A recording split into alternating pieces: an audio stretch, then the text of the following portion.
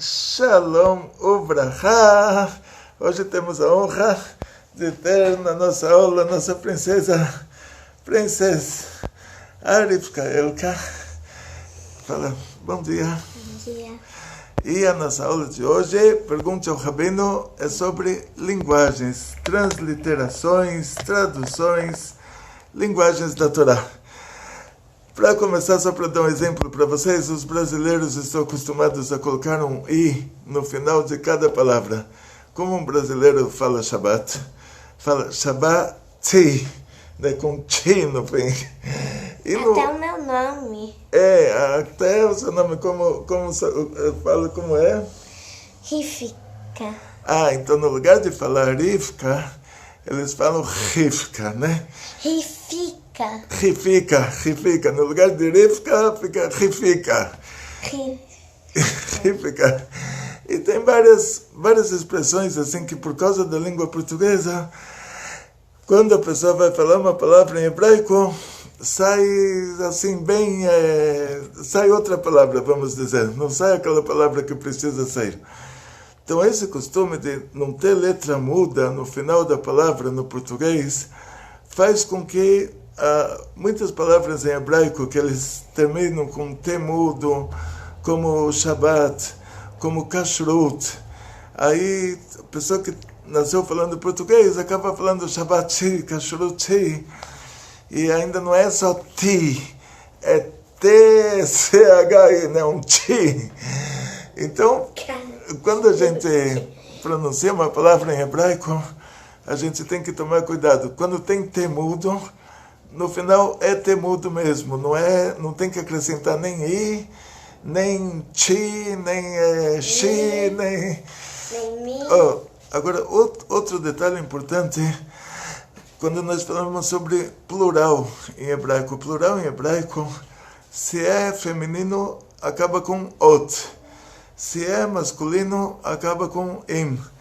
E se é um plural que ele vai trazer uma palavra depois dele, aí ele fica ei. Então, por exemplo, um Hassid. Hassid é um aluno de um Rebbe, é uma pessoa que segue os ensinamentos de um Rebbe. Quando você fala o plural, é Hassidim, com M de mamãe no fim. Quando você quer especificar que tipo de Hassidim eles são, aí vira de im, vira ei. Então fica Hassidei. Hassidei Chabad, Hassidei Vishnitz, Hassidei Belz. Agora, quando você fala a palavra aula em hebraico, shiur, agora você vai para o plural, é shiurim, com M de mamãe no fim.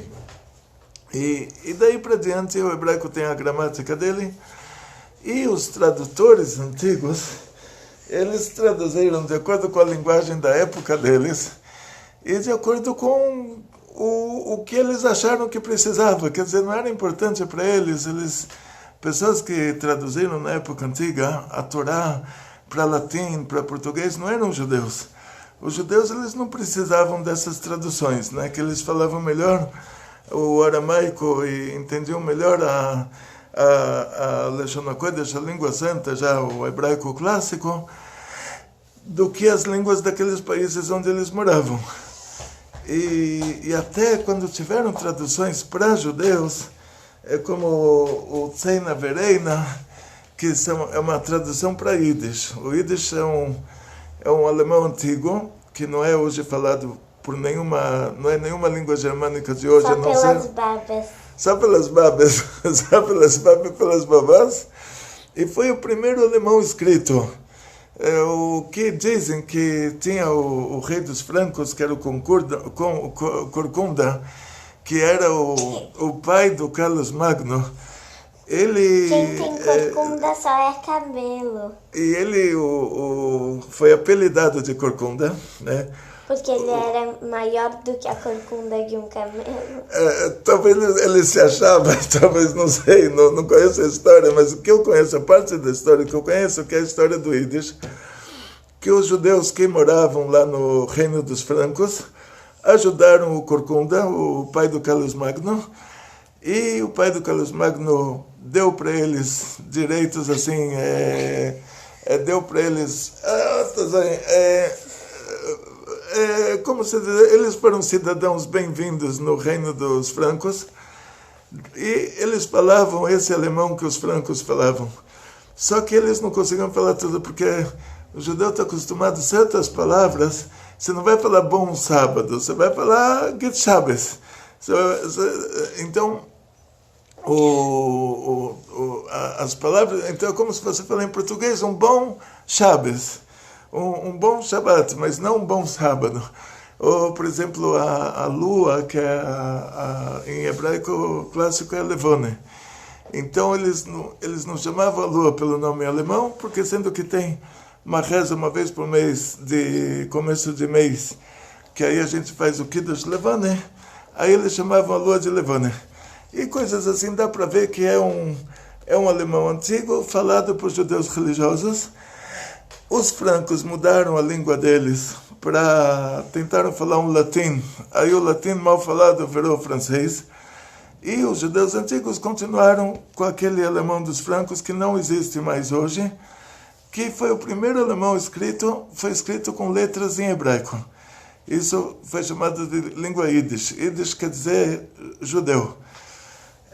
Na Espanha antiga... Mas daí depois inventaram o Yiddish, que é Lushana Kodesh misturado com o alemão, que é misturado com o inglês. Agora o Yiddish de hoje, já que 70 anos a maior parte do nosso povo se encontra nos Estados Unidos, e então o Yiddish de hoje já tem muita influência do inglês. Tipo, como você fala sorvete em Yiddish? Fala... Sorvete, ice cream. Ice cream na Yiddish. Agora, como você fala jogo em Yiddish, joguinho, jogos? Games. Então, assim, o Yiddish de hoje, as palavras que não tinha no Yiddish original, que não devia ter sorvete 100 anos atrás, não sei, num país frio. Na Europa, não sei se era muito costume ter sorvete, não tinha, não sei, aquelas primeiras geladeiras quando foram inventadas, não é muito a minha área, né, de tecnologia, mas não sei quando, se alguém puder depois me falar quando inventaram o sorvete, aí pode colocar nas observações, mas o nome sorvete em Yiddish não tinha. Então quer dizer que não devia ser uma coisa usual você dar um sorvete de sobremesa na Polônia de 90 anos atrás. Eles davam compot, né, no cardápio de Shabbat polonês, se davam compot, uma compota. Então pegaram essa palavra ice cream do inglês. E daí para diante o hebraico clássico, ele é falado de uma maneira diferente do hebraico de Israel. Por quê? O hebraico clássico, que era falado pelos judeus na época do primeiro Beit HaMikdash, depois os judeus foram exilados para a Babilônia, a língua oficial da Babilônia era aramaico. Aramaico era um derivado do hebraico clássico. O hebraico clássico antigo, que era falado pelos Bnei Noach, pelo Shem, pelo Ever, aquele hebraico antigo, o hebraico mal falado virou aramaico. O aramaico mal falado virou árabe. Então os judeus que foram para a Babilônia, eles deixaram de falar o hebraico clássico, que foi falado desde Avraham Avinu até o exílio da Babilônia, e aprenderam a falar o aramaico, que era a língua oficial do país, e dizem que eles preferiram usar o aramaico para não precisar usar a língua santa para coisas que não são santas.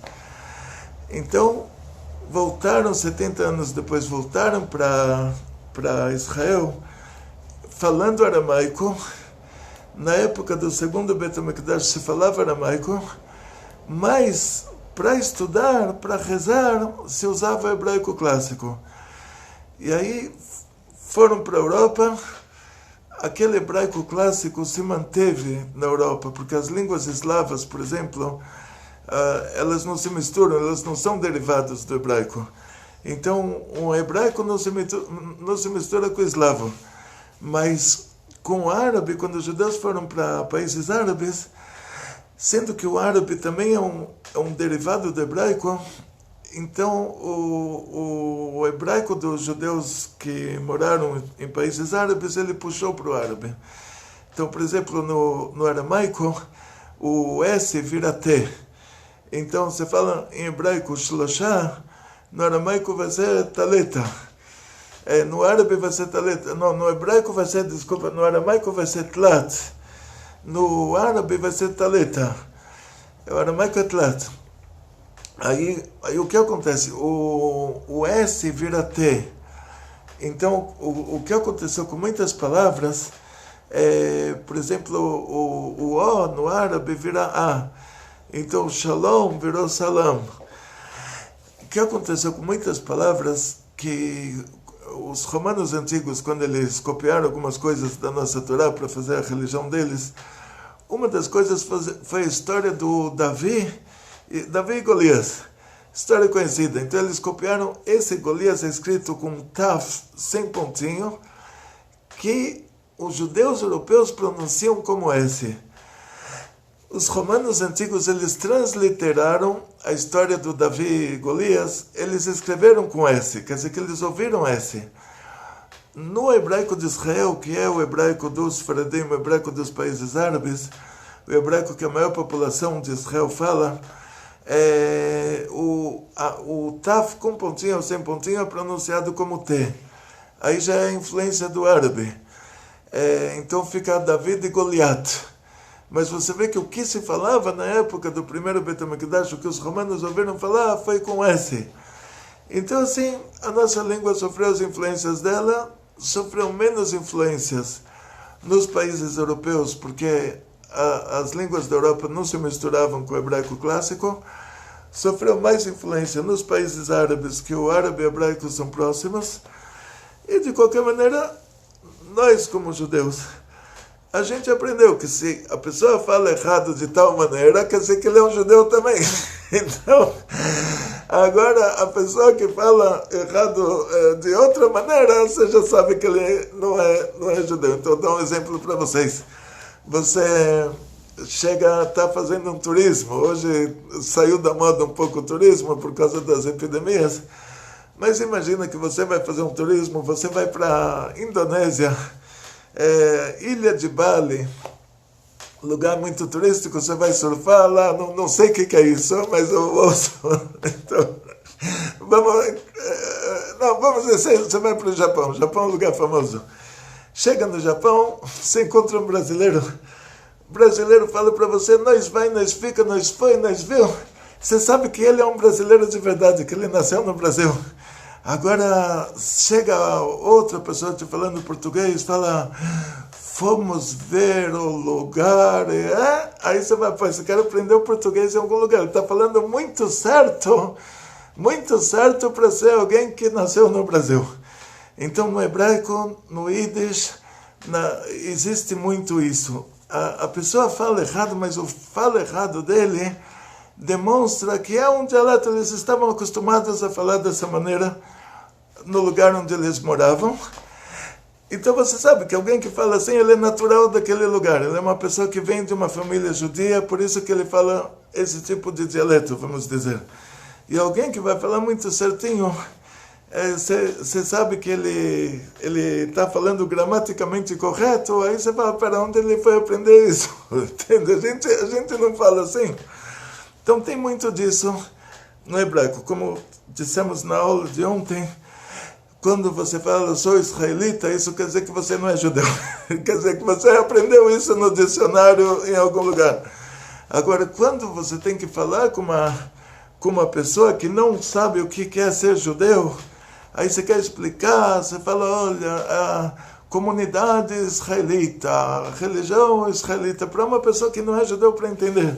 Mas entre um judeu e outro, você não vai falar, eu sou israelita, que aí já está mostrando que você não é judeu, que você aprendeu isso em algum lugar, porque a gente costuma falar de uma maneira, mesmo que essa maneira não seja politicamente a gramática correta, mas o jeito que a gente está acostumado a falar, isso a gente sabe que a pessoa que fala assim, ele é do meio judaico. Então, entrar agora nos detalhes, que fizeram muitas perguntas em relação à aula de ontem. Quando você usa uma linguagem Então, imagina que você vai numa banca de jornal, você vai comprar uma revista de jardinagem. Você compra a revista de jardinagem. Ontem conversei com a nossa querida voluntária, Arif Kahaya, sobre esse assunto, revista de jardinagem. Você comprou uma revista de jardinagem e você chegou na sua casa, você quer montar o jardim. Lá no sul do Brasil tem as casas térreas, tipo, a gente aqui em São Paulo não tem esse mérito de poder montar um jardim, né? A gente mora no primeiro andar, segundo andar, terceiro andar. Lá no sul tem essas casas térreas, né? Então a pessoa vai comprar uma revista de jardinagem e ela vai montar o jardim. Na revista de jardinagem, ela abre a revista, está escrito: bem-aventurada sois vós que comprastes a boa nova da revista de jardinagem e o seu jardim vai frutificar e florescer e dar frutos. Você volta para a banca, devolve a revista, você fala: olha, não quero, isso aqui é um material missionário, isso é coisa de igreja que estão distribuindo de graça, eu não quero, queria comprar uma revista de jardinagem, eu não quero que você me dê um material de seitas religiosas. Então isso que acontece no judaísmo, que de vez em quando o rabino vem de outro país, ele não sabe, ele não sente a diferença, ele vê o brasileiro falando português, ele não sente a diferença entre um português e outro. Aí ele escreve um Dvar Torah, ele escreve com alguns erros, porque ele veio de outro país, ele não é obrigado a saber português desde nascença, e aí alguém fala: pô, rabino, seu português precisa de uma correção. Então, antes de mandar seu newsletter, vamos te fazer uma correção. Então, vou contar um caso pessoal. Escrevi uma paraxá escrita. Um erro ou outro a gente sempre faz, porque mesmo sendo primeira geração no Brasil, nasci aqui, fiz aqui, tinha na época que eu nasci, em 1959, aí a minha mãe tinha um jardim de infância em casa, aprendi a falar em português, aprendi a ler, escrever, depois fui para a gente chamava de primário, depois ginásio, depois colegial, depois mudei para Israel com 18 anos, nunca mais tive o português como primeira língua. Mas continuei sabendo português. O que você aprende quando você é pequeno, você não esquece mais. Então eu escrevi um newsletter, escrevi em português, um erro ou outro, com certeza que eu fiz. A pessoa falou: não, mas esse português está errado. Então ele tinha uma secretária muito estudiosa, ela sabia um português muito bom, então ela falou: o que é isso? É um material religioso? Tá bom. Ela pegou a minha paraxá, colocou tudo na terceira pessoa. Vós serás, farás, estarás. E saiu uma página de testemunha de não sei das quantas aí que eles distribuem de porta em porta. Saiu uma coisa assim. Eu falei: Rebbeinu Shalom, faz um favor. A nossa religião, ela é escrita no hebraico de você para você. Está escrito Baruch Atah. Você chama Deus de você. A linguagem da nossa Torá, na época dela, era a linguagem das pessoas. Dibra Torá Keleshon Bnei Adam. A Torá falou na linguagem das pessoas. O que é a linguagem das pessoas? Compra uma revista na banca, essa é a linguagem das pessoas. Compra um jornal, essa é a linguagem das pessoas. Não me vem colocar um português eclesiástico de 500 anos atrás, de pessoas que traduziram a Torá do latim, do hebraico-latim, que eles não precisavam, não tinham nenhum comprometimento com essa tradução, não precisavam traduzir certo, que eles traduzissem isso ia ser a norma que era ditada por eles próprios, e me pegar esse português eclesiástico, que é uma categoria do português, como tem arte sacra, tem literatura eclesiástica, e pegar o assunto de Torá e transformar nisso. Então, não tem como fazer uma coisa dessa. Quer dizer, se você pega um assunto de Torá, você escreve no português de igreja, já não é mais Torá, já é Bíblia, entende?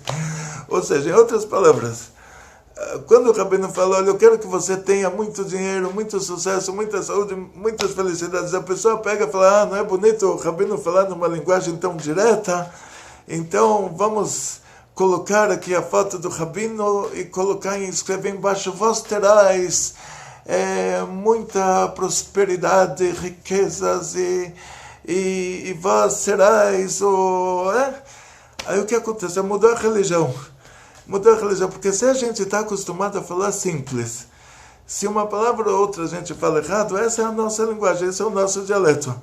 Agora você vai transcrever isso para uma linguagem de eclesiástica, uma linguagem de igreja, já virou material para a igreja, já não é mais um material judaico.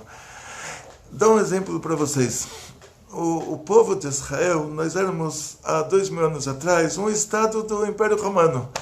Eles chamavam isso de províncias, mas no Brasil é como se fosse um estado. São Paulo está dentro do Brasil. Israel fazia parte do Império Romano.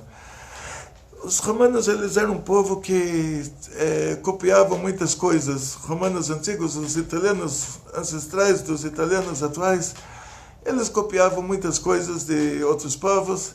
Copiaram a língua deles, o latim. Diz a Gemara, nós como parte do Império Romano Antigo, a gente sabe que a língua do Império Romano não era a língua deles. Eles pegaram a língua de outro povo. Como hoje eu moro no Brasil, eu sei que os brasileiros falam português. O português não é a língua dos brasileiros. Os brasileiros pegaram essa língua dos portugueses que vieram da Europa. Os brasileiros mesmo falam tupi-guarani. Mas o Brasil fala a língua de outro povo, fala a língua dos europeus lá, dos portugueses. Então os romanos, eles falavam a língua de outro povo, que era essa língua latim. Eles pegaram a religião de outro povo, que era a mitologia dos gregos antigos. Eles fizeram uma adaptação para a realidade deles. Então o Zeus do Monte Olimpo da Grécia virou Júpiter em Roma.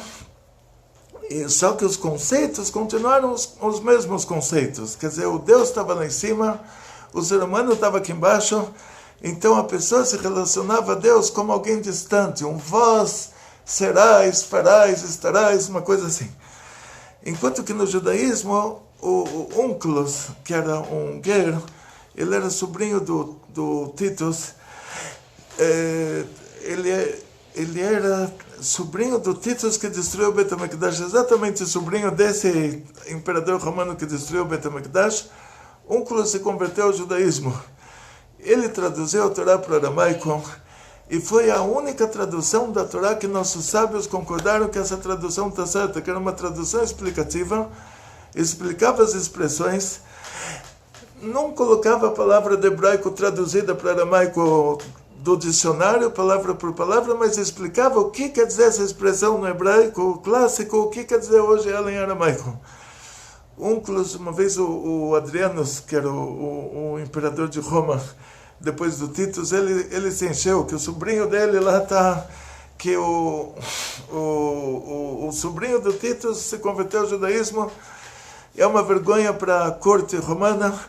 Ele mandou 3 vezes uma tropa de soldados romanos para trazerem esse sobrinho do Titus de volta para Roma. Numa dessas vezes, não vou entrar nessa história, que é história para uma aula inteira, mas numa dessas vezes, na hora que os soldados saem fora com ele dá um beijo na mezuzá, ele pergunta para os soldados romanos, vocês sabem o que é isso? Aí eles falam, não, fala você. Aí ele diz assim, o imperador de Roma, ele está dentro e vocês estão fora tomando conta, guardando, protegendo ele. Agora Deus não. Olha a humildade divina. A gente está dentro e Deus está do lado de fora, no frio, na chuva, protegendo a gente que está do lado de dentro. Contrário da religião mitológica, que o Deus estava lá em cima, o ser humano estava lá embaixo, e o Deus é vós, serás, farás, estarás, e o ser humano tem que ser pesado. O contrário, aqui Deus é mais humilde do que qualquer ser humano. Moshe, que é o maior tzadik, a pessoa mais elevada, ele é o mais humilde de todos os homens, e Deus é mais humilde ainda do que Moshe. Em outra ocasião, também os soldados romanos conversam com ele para levar ele de volta para Roma, e o Onkelos, ele sabia todos os níveis, em latim mesmo, do exército romano. Ele começa a falar na Gemara, ele usa os termos em latim, tipo a gente diria assim em português, olha, um cabo raso e um capitão. Quem vai levar a lanterninha de noite na frente de quem? O soldado mais simples vai iluminar o caminho na frente do soldado mais importante. Agora o capitão e o general, quem vai levar a lanterninha na frente de quem? O capitão vai na frente iluminando o caminho para o general. O general e o presidente, quem vai, aqui eu não sei quem que é maior, mas vamos dizer assim, quando tinha um império, né, que era no exemplo do Onkelos, que é sobre o Império Romano, ele falou agora o general e o imperador, quem vai levar a lanterninha na frente de quem? Eles falaram, o general na frente do imperador, quer dizer, o general para o imperador, ele é um soldado raso. Então o Onkelos falou, e Deus foi levando uma coluna de fogo na frente do nosso povo para iluminar o caminho. Deus foi levando a lanterninha na frente do nosso povo. Olha a humildade divina. Então a base do judaísmo é a humildade. Quando a gente conversa com Deus, a gente chama Deus de você. Deus é um pai carinhoso que ama cada um de nós mais do que um casal de 100 anos de idade, se tivesse um filho, assim diz o Baal Shem Tov, não são palavras minhas. Um casal de 100 anos de idade que tivesse um filho único que acabou de nascer, o amor que eles teriam por essa criança, Hashem ama a gente muito, infinitamente mais do que isso. Então aqui entra o assunto da humildade divina, que a gente não pode usar uma linguagem de igreja, de vós serás, estarás, que é uma linguagem da mitologia que virou depois cristianismo, que era a religião dos romanos, que eles pegaram um pouquinho de folclore judaico e juntaram e fizeram esse cristianismo, que era a continuação da mitologia, que os conceitos do cristianismo são a continuação dos conceitos da mitologia. Então, para eles, Deus é vós, assim, é vós, serás, estarás. Deus está lá em cima do Monte Olimpo e a gente está lá embaixo. Para eles tem o Deus do bem, o Deus do mal, o inferno eterno, o céu eterno, quer dizer, ninguém tem controle em cima de ninguém. É uma mitologia que não tem nada a ver com a nossa religião. O fato deles terem pego o Pentateuco, os livros de profetas judeus, e terem colocado isso na religião deles, tem nada a ver com a gente. Quer dizer, eles fizeram isso porque eles quiseram. Isso que eles transliteram certas palavras na tradução da Torá deles, que é a Bíblia cristã, eles pegaram uma palavra Mashiach. O que quer dizer Mashiach? Quando você passa um creme, isso é chamado de Meshechá. O profeta Shmuel, ele ungiu o rei Shaul, que foi o primeiro rei de Israel, colocou o Shemen Meshchat Kodesh, o azeite da unção sagrada, que era um perfume que foi feito quando Deus pediu para Moshe para construir o templo móvel e todo o equipamento desse templo móvel. Uma das coisas era esse perfume de azeite, que onde ele era colocado, aquilo se tornava sagrado, por ordem divina. Então Deus falou para colocar aquele azeite nos objetos, na mobília do templo móvel, tipo na menorá, na mesa, no candelabro, no templo de incenso, no altarzinho de incenso, onde era colocado aquele azeite de unção sagrada, aquela coisa se tornava sagrada.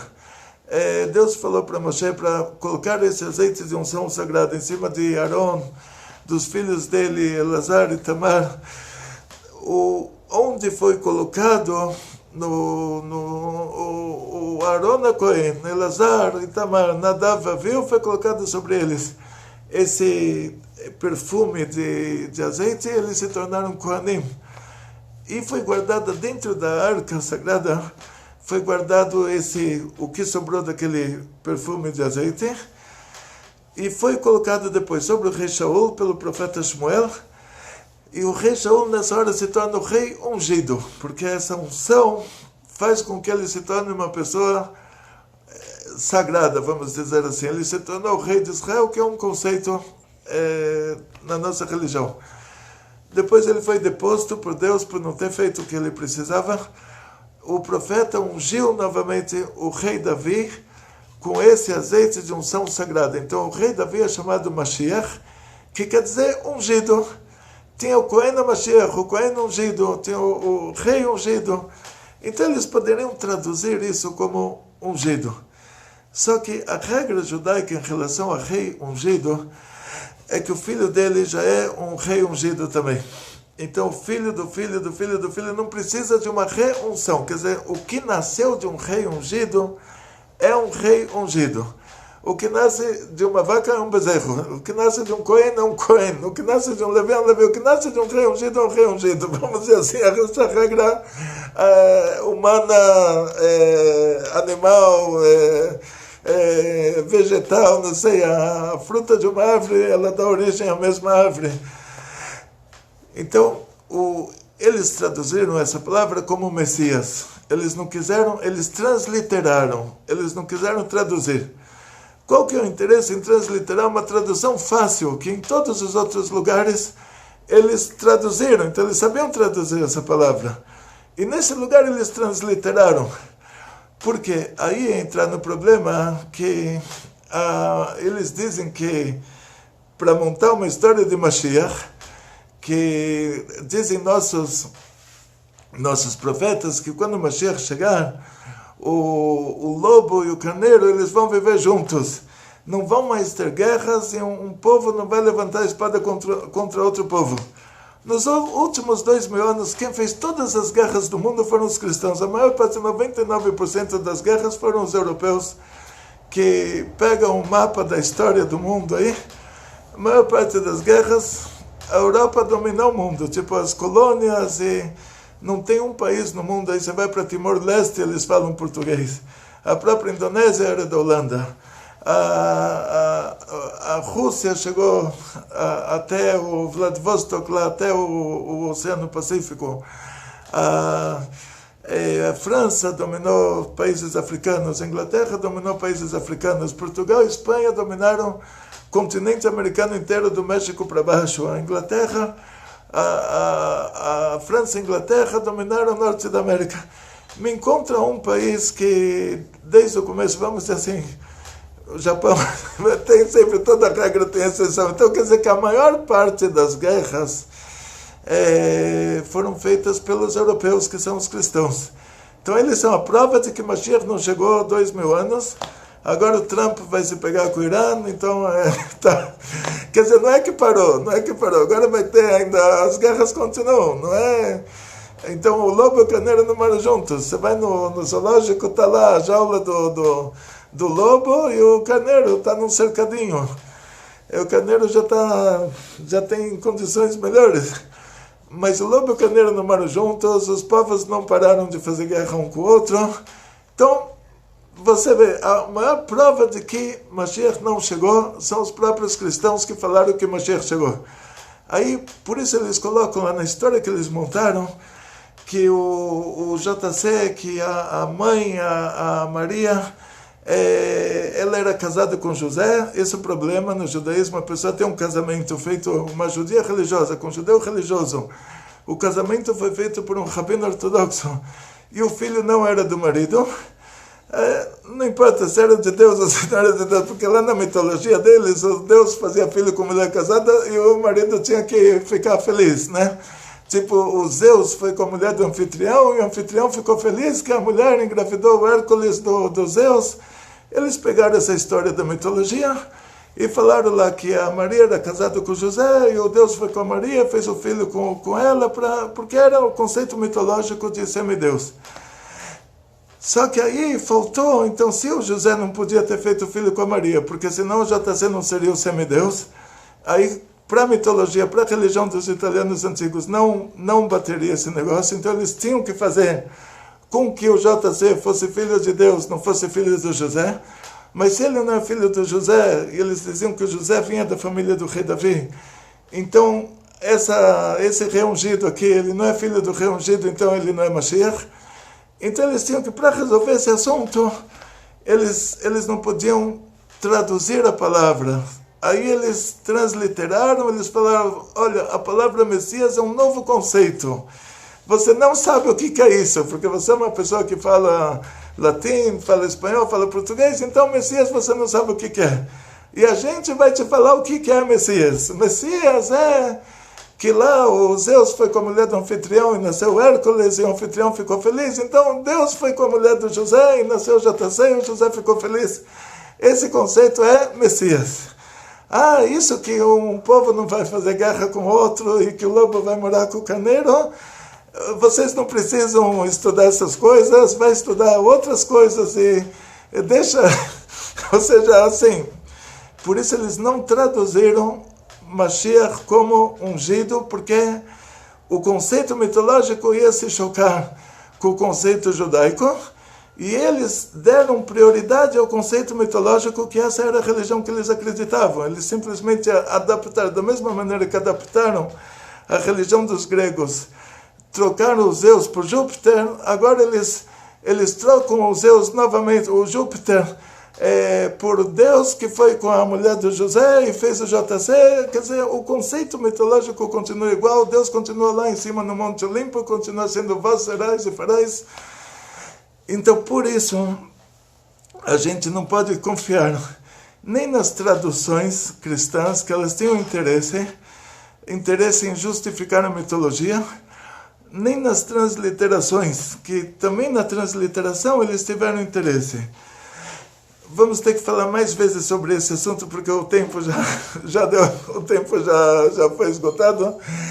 Então, em outras palavras, assim, o judeu fala errado, então você tem que falar errado igual. Agora, você vai falar muito certo, você já escapou para fora da nossa religião. Seria uma coisa assim, não tenta, você escreveu um Dvar Torá, não peça para a sua secretária revisar o seu texto, porque aí vai para um português eclesiástico, ela vai falar, é um assunto religioso, então vamos escrever numa linguagem religiosa, e aí já vai mudar de religião. Já o conceito judaico de Deus, que é você, meu papai querido que me ama, já vai virar o vós, o rei tirano que me pisa. Então não peça para a sua secretária revisar o texto, manda o texto assim mesmo. Tem problemas de transliteração específicos do Brasil, que os rabinos vieram da América, e aí a letra Het, em hebraico, que é os dois R's no meio da palavra, ou um R no começo da palavra, não tinha no inglês, então eles colocaram como CH. Eu peguei uma transliteração dos rabinos de Recife, que eles eram judeus portugueses, que mudaram para a Holanda no ano de... eles mudaram para a Holanda, fugiram da Inquisição para a Holanda. Na época da Inquisição eles fugiram. Eles vieram para o Brasil em 1600 e qualquer coisa, para Recife, e eles tinham transliteração para português. Eu vi uma transliteração do livro Chovat Levavot. Eles escrevem, transliteram o R no começo da palavra como o H, e o H no começo da palavra como A. Então, estou usando essa transliteração na minha parashá escrita, para não me chocar, assim, eu por mim colocaria um R, dois R's, que é a língua falada no Brasil, mas pelo menos o menos ruim é o que eles, que eram rabinos que fizeram transliteração para português, eles eram pessoas assim que a língua original deles era portuguesa, quer dizer, eles não eram rabinos que vieram de outros países para Portugal e aprenderam português e a vida inteira não conseguiram falar português corretamente, mas eles sempre moraram lá, eles eram originais de Portugal e eles transliteraram dessa maneira. Então estou transliterando assim, mesmo que no meu coração eu colocaria dois R's, que é a língua da revista, como eu falei para vocês desde o começo, mas assim, a gente vai por etapas, né? Então, muito sucesso, muita saúde, muito dinheiro, muitas felicidades, tudo de bom. Tzlachá, briut, parnassá, beshefa, vekol tov.